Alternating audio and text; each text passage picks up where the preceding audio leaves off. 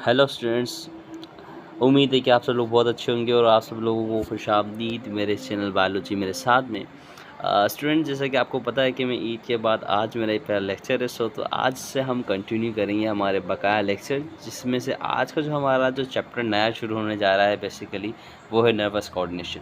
इस बात का आप जहन में रखें, ये जो चैप्टर है ये आपके बोर्ड्स के लिहाज से बहुत ज़्यादा इंपॉर्टेंट है। अगर आप इसको फंडामेंटली भी समझते हैं इस चैप्टर के कि यार वेरियस नर्वस कोऑर्डिनेशन का वर्क क्या है, तो आज इस पूरे लेक्चर की सीरीज़ के अंदर, इस चैप्टर की सीरीज़ के अंदर हम सब चीज़ें क्लियर करेंगे। इसके बकाया लेक्चर्स आएंगे, हर टॉपिक के हर सेक्शन के हिसाब से आएंगे। सो आपने किसी बात का परेशानी को लेने की ज़रूरत नहीं किसी भी बात की। तो अब हम चलते हैं, हमारे इस चैप्टर को शुरू करते हैं बिना टाइम ज़ाया करे। तो आज हम बेसिकली शुरू करेंगे इस चैप्टर में जिसका नाम नर्वस एंड कोऑर्डिनेशन है। सबसे पहले यार आप मुझे क्या कर दीजिए, इस मेरे प्यारे से ब्यूटीफुल चैनल को सब्सक्राइब कर दीजिए ताकि मुझे मज़ा आए, और लाइक भी कर दीजिए पहले। सो आज हम शुरू करते हैं। सबसे पहले हम ब्यूटीफुल डायग्राम है भाई मेरे पास एक न्यूरॉन की, न्यूरॉन की। जब हम न्यूरॉन की बात करते हैं तो न्यूरॉन बेसिकली होता है क्या? Neuron are basic structural and functional unit of nervous system. आपको पता है नर्वस सिस्टम के अंदर हमारे पास क्या आता है? नर्वस सिस्टम के अंदर हमारे पास आता है ब्रेन। सॉरी, ये बड़ा आ गया है, इसको हम हटा देते हैं। हमारे पास सबसे पहले नर्वस सिस्टम में आता है ब्रेन। सही है, ब्रेन के अंदर हमारे पास क्या आता है? ब्रेन के बाद आती है हमारे पास स्पाइनल कॉर्ड। ये हमारा एक CNS यानी कि सेंट्रल नर्वस सिस्टम। फिर इनके अंदर भी पार्ट्स होते हैं, बहुत सारे पार्ट्स होते हैं जिसको हम आगे अगली वीडियो में समझने की कोशिश करेंगे। और स्पाइनल कॉर्ड भी होती है हमारे पास नर्वस सिस्टम के अंदर। इन सबको मिला के हमारे पास क्या बनता है? नर्वस सिस्टम बनता है। और इसके साथ कुछ नर्व्स होती हैं जो कि काम करती हैं सिग्नल्स ले जाने के अंदर। वो जो नर्व्स होती हैं वो किन से बनी हुई होती है? न्यूरॉन से बनी हुई होती हैं। तो आज हम उन्हीं न्यूरॉन्स को पढ़ने जा रहे हैं। और न्यूरॉन आपको पता है कि हमारे नर्वस सिस्टम यानी कि CNS सेंट्रल नर्वस सिस्टम का स्ट्रक्चरल एंड फंक्शनल यूनिट होता है। जैसे कि आपको पता है cell is the structural and functional unit of human या लिविंग ऑर्गेनिज्म। इसी तरीके से हमारे सेंट्रल नर्वस सिस्टम का जो फंक्शनल और स्ट्रक्चरल यूनिट होता है वो न्यूरॉन होता है। तो जब हम न्यूरॉन को पढ़ते हैं न्यूरॉन को पढ़ते हैं तो न्यूरॉन को बेसिकली 3 हिस्सों में डिवाइड किया गया है। सबसे पहले उसको डिवाइड किया गया है सेल बॉडी में। इसमें डिवाइड किया गया है सेल बॉडी, डेंड्राइट और एक्सोन में डिवाइड किया गया है। इन 3 हिस्सों में इसको डिवाइड करके पढ़ा जाता है। इसके जो बकाया कंपोनेंट्स होते हैं, ज़ेचुआन सेल, माइलिन शीट और नॉड ऑफ रेनवायर, ये भी इसी के पार्ट होते हैं। इनको हम आगे चल के लेक्चर में वर्बली मैं आपको बताने की कोशिश करूँगा कि इनके फंक्शंस क्या होते हैं। इसी तरीके से हम आगे चलते हैं तो इसके अंदर हम समझते हैं कि इन तीनों पार्ट्स का क्या काम होता है। न्यूरॉन का एक फंक्शनल न्यूरॉन को जो बेसिकली फंक्शन है उसको कंप्लीट करवाने के अंदर। जब हम न्यूरॉन की बात करते हैं तो मैंने बताया न्यूरॉन को बेसिकली 3 कंपोनेंट है। तो सेल बॉडी है, तो इस सेल बॉडी को हम न्यूरॉन सेल बॉडी भी कहते हैं बेसिकली। और इसके पास एक ग्रेन्युलर साइटोप्लाज्म होता है। इसके पास इसके इधर अगर हम इसको रेस करके इधर हम इसे ब्लू से कर ले तो इधर इसके पास कौन सा साइटोप्लाज्म होता है? ग्रेन्युलर साइटोप्लाज्म होता है कुछ इस तरीके से, जो उसके अंदर होता है। उसके पास क्या होती है? सेल मेम्ब्रेन होती है, जो जो बाइलेयर मेम्ब्रेन होती है जिसको हम फ्लूइड मोज़ेक मॉडल के अंदर पढ़ते हैं, वही लेयर होती है इसके अंदर भी। और सेंटर के अंदर आपको इधर क्या दिखता है? एक न्यूक्लियस दिखता है सेंटर में। और इसके बाद क्या होता है? इसके पास और भी ऑर्गेनल्स होते हैं जैसे कि गोल्जी बॉडी हो गया, माइटोकॉन्ड्रिया भी प्रेजेंट होता है इसके अंदर सेल बॉडी के अंदर। और ये क्या कहलाती है? ये पूरी सेल बॉडी कहलाती है। ठीक है, इस सेल बॉडी के अंदर साइटोप्लाज्म, न्यूक्लियस और आपको इसके अंदर ऑर्गेनल्स भी मिल जाते हैं। और दूसरी बात इसमें पढ़ी जाती है कि नेजल ग्रेन्युलर क्या होते हैं basically. Nasal granular is the mixture of ribosome which locate inside the cytoplasm of cell body. ठीक है, ये कौन से होते हैं? रफ एंडोप्लाज्मिक रेटिकुलम होते हैं, जो बेसिकली किससे एसोसिएटेड होते हैं? Synthesise of protein. तो आपको इससे पता चलता है कि जो प्रोटीन होते हैं न्यूरॉन के, वो कहाँ पे प्रोड्यूस होते हैं? सेल बॉडी के अंदर प्रोड्यूस होते हैं, जो क्या करते हैं? यूज़ करवाते हैं किसकी नरिशमेंट के अंदर? बेसिकली न्यूरॉन की और न्यूरॉन की डिफरेंट यूजेस के अंदर। तो इस बात को भी आपको पता चल गया कि नेज़र ग्रैन्युलर क्या होता है। Nissl granular is the group of ribosome and rough endoplasmic reticulum, ठीक है, जो क्या करते हैं, प्रोटीन की सिंथेसाइज करते हैं। तो ये बात तो जो मोटे मोटे पॉइंट्स है वो तो हमें क्लियर हो गए। तो अब हम आगे चलते हैं। आगे इधर एक और जो पार्ट होता है उसको हम कहते हैं डेंड्राइट्स। डेंड्राइट्स आप इधर देख सकते हैं, जो टेपर्ड एंड, टेपर्ड का मतलब जो ऊपर से नोकीले हो, बेस से जाके ऊपर से क्या हो, नोकीले, उनको हम बोलते हैं टेपर्ड एंड्स या टेपर्ड टिप्स भी कह सकते हैं हम इन्हें, ठीक है। और ये क्या होते हैं, हाईली ब्रांच्ड होते हैं। देख रहे हैं आप कितने ज़्यादा ब्रांच, पेड़ की तरह ब्रांच हुए हैं। अब इसमें क्या होता है कि जैसे कि अब ये जो न्यूरॉन का ये जो एक्सॉन टर्मिनल है, जो दूसरा न्यूरॉन होता है उसके भी क्या होते हैं, बहुत सारे न्यूरॉन होते हैं। जो एक्सॉन टर्मिनल होते हैं वो किससे आके अटैच हो जाते हैं, न्यूरॉन से आके, न्यूरॉन के डेंड्राइट से आके अटैच हो जाते हैं। जो नर्व इम्पल्स आती है वो उसके उस न्यूरॉन के ऊपर चल के तो ट्रांसफ़र कहाँ से होती है, डेंड्राइट पे ट्रांसफ़र होती है, फिर डेंड्राइट से सेल बॉडी पे, फिर सेल बॉडी से कहाँ पे आती है, एक्सॉन पे आती है, फिर एक्सॉन से कहाँ चली जाती है, रिसेप्टर पे जाती है। या इसी तरीके से जैसे ये न्यूरॉन अटैच हुआ था, क्या पता ये भी किसी दूसरे न्यूरॉन से अटैच हुआ हो, तो वो नर्व इम्पल्स ऐसे ट्रांसफ़र होती हुई चले जाती है सीधी। तो आपको पता चला कि इनका बेसिकली काम क्या होता है। इसी तरीके से नर्व की ट्रांसफ़र कराई जाती है। अगर हम आगे एक और पॉइंट में पढ़ते हैं तो axons of other neurons form synapse. Synapse जैसे कि एक गैप होता है between axon terminal of another neuron. किसके दरमियान में होता है, डेंड्राइट्स के दरमियान में एक गैप होता है, जो बेसिकली जो टर्मिनल होते हैं वो कनेक्ट बिल्कुल भी नहीं होते, बस छोटा सा जंक्शन, उसका हम उधर क्या फॉर्म होते हैं, उधर न्यूरोट्रांसमीटर आके रिलीज़ होते हैं, जो कि बेसिकली काम क्या करते हैं, नर्व इम्पल्स की ट्रांसफ़र करते हैं। उस पूरे प्रोसेस को हम क्या कहते हैं, साइनेप्स कहते हैं। तो ये बात तो आपको पता चल गई। उसका फंक्शन क्या होता है, सिंपल सी बात है, इसका फंक्शन आपको पता चल चुका है। रिसीव करती है क्या, stimuli and impulse to the cell body, सीधी सी बात है, ठीक है। ये बात तो आपको क्या हो गई, क्लियर हो गई। तो अब हम चलते हैं हमारे नेक्स्ट पार्ट के ऊपर, जो कि बेसिकली हमारा कौन सा पार्ट है, एक्सोन का है। अभी हमने सेल बॉडी को समझा, सेल बॉडी के अंदर कौन कौन से टाइप्स होती हैं, और सेल बॉडी की में क्या क्या होता है, न्यूक्लियस होता है और भी ऑर्गेनल्स होते हैं सेल बॉडी के अंदर, हमने वो समझे। हमने डेंड्राइट्स को समझा, और डेंड्राइट्स का काम क्या होता है, रिसीव करना किसी भी नर्व, किसी भी इम्पल्स को, किसी भी इलेक्ट्रोमैग्नेटिक करंट, यानी कि जो भी करंट होता है उसको रिसीव करने का काम किसका होता है, न्यूरॉन के अंदर डेंड्राइट्स का होता है, ठीक है। अब इसी तरीके से हम अब जैसे कि भाई करंट या इम्पल्स आ चुकी है, अब उसको आगे भी तो लेके जाना है ना। अब उसको आगे कैसे ले जाया जाता है, उसको आगे ले जाया जाता है इस एक्सोन की मदद से दूसरे न्यूरॉन पे या दूसरे रिसेप्टर पे या दूसरे इफेक्टर के ऊपर। रिसेप्टर और इफेक्टर मैं आपको आगे बताऊँगा कि क्या होते हैं। इसी तरीके से जो एक्सोन होता है वो लॉन्ग होता है, थिक होता है, और ये कम से कम मिलीमीटर का भी हो सकता है, और ज़्यादा से ज़्यादा क्या हो सकता है, ये 1 मीटर का भी हो सकता है। समझ रहे, 1 मीटर का, ये फ्यू मिलीमीटर का भी हो सकता है, और किसका भी हो सकता है, मीटर का भी हो सकता है। ये बात भी आपको क्लियर हो गई है। इसके जो एंड में जो एक्सोन, जो जहाँ पे एक्सोन ख़त्म होता है, यानी कि टर्मिनेट्स का मतलब होता है ख़त्म, वहाँ से क्या शुरू होती है, ब्रांचिंग, जो फॉर्म करती है एक्सटेंशंस। क्या फॉर्म करती है, एक्सटेंशंस।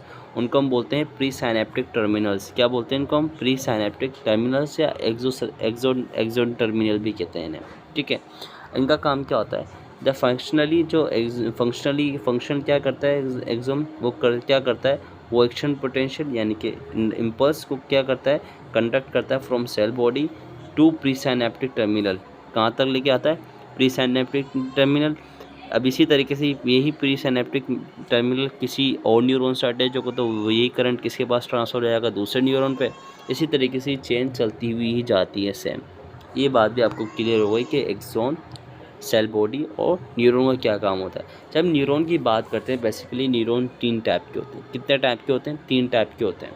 अभी इन तीनों टाइप के न्यूरॉन क्या करते हैं, अगर इसमें से अगर हम बात करते हैं सेंसरी न्यूरॉन की, सेंसरी न्यूरॉन क्या करते हैं, वो कंडक्ट करते हैं इम्पल्स को टूवर्ड्स सेंट्रल नर्वस सिस्टम, यानी कि सीएनएस हमारे पास क्या है, ब्रेन आता है एक तो हमारे पास सीएनएस में, और क्या आता है, स्पाइनल कॉर्ड। ये दोनों किस में आते हैं हमारे पास, सेंट्रल नर्वस सिस्टम के अंदर। जो सेंसरी न्यूरॉन होता है वो क्या करता है, वो इम्पल्स को कंडक्ट करता है कहाँ से, रिसेप्टर्स यानी कि स्किन के ऊपर हमारे पास रिसेप्टर्स होते हैं बहुत सारे।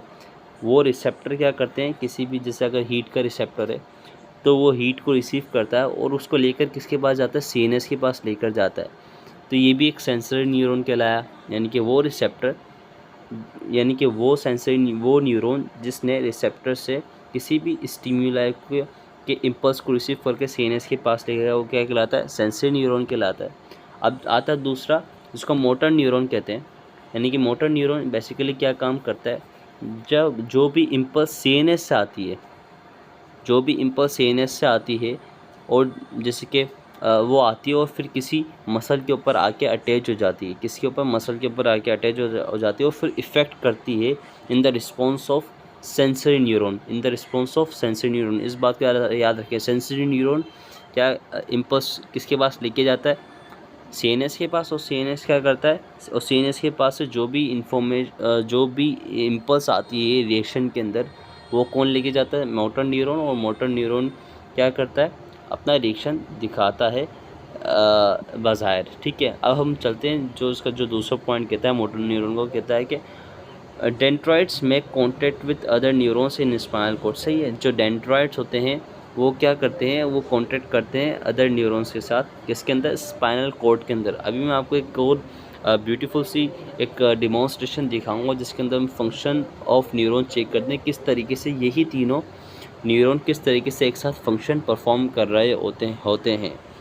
अब इसी तरीके से तीसरा न्यूरॉन हमारे पास आता है इंटर न्यूरॉन, इसको हम रिमूव कर देते हैं। तो इंटर न्यूरॉन का जो काम है वो होता है कि ये जो होती हैं सीधा आपको काम मिलते हैं सेंट्रल नर्वस सिस्टम के अंदर, यानी कि ब्रेन के अंदर। ये क्योंकि बहुत छोटे होते हैं इसलिए किसके अंदर पाए जाते हैं, ब्रेन के अंदर पाए जाते हैं, ब्रेन के अंदर या स्पाइनल कॉर्ड के अंदर, मोस्ट स्पाइनल कॉर्ड के अंदर। ठीक है, दोनों ये इसमें पाए जाते हैं, किसके अंदर पाए जाते हैं, स्पाइनल कॉर्ड के अंदर पाए जाते हैं बेसिकली। अब इधर मैंने इधर morphological differentiation of this neurons दी हुई है, जो जिसमें जो सबसे पहला जो न्यूरॉन दिखाया जा रहा है वो मोटर न्यूरॉन दिखाया जा रहा है। आप देख सकते हैं जो मोटर न्यूरॉन है वो एक कार्डियल न्यूरॉन है जिसको हम बेसिकली पढ़ते हैं।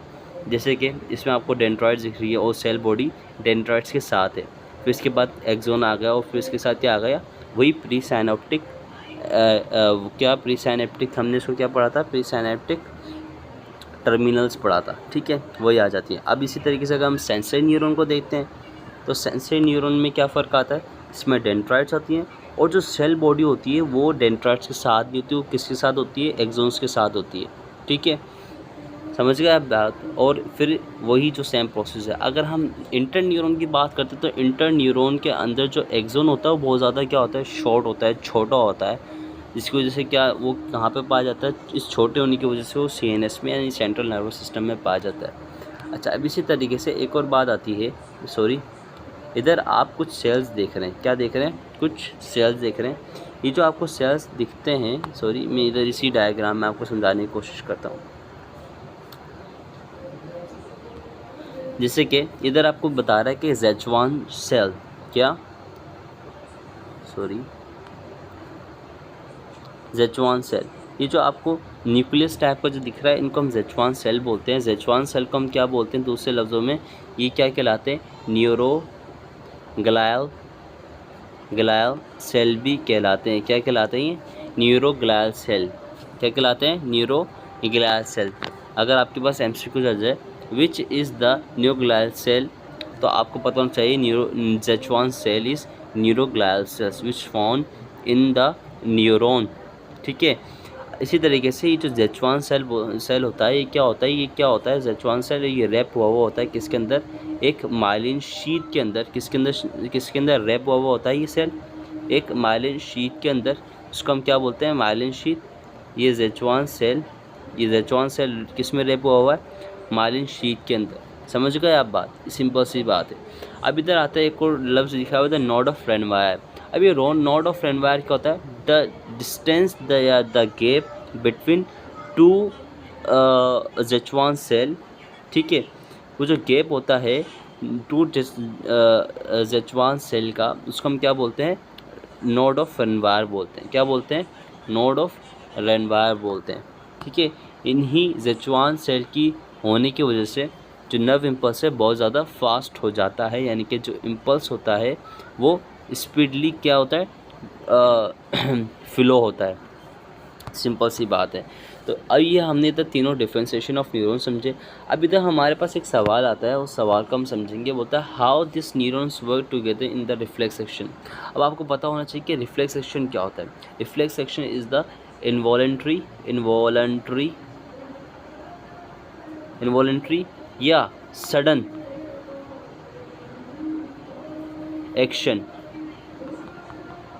सही है, ये क्या होता है, इनवॉलेंट्री या सडन एक्शन होता है अगेंस्ट स्टिमुला। जैसे कि स्टिमुला से मुराद कि एक स्टिमुला है हीट ऑब्जेक्ट, इसके ऊपर आपने अपनी फिंगर रखी। अब इधर जो एक न्यूरॉन था जिसको हमने बोला सेंसरी न्यूरॉन, क्या बोला, सेंसरी न्यूरॉन आपको कहाँ पाया जाता है, रिसेप्टर्स के अंदर।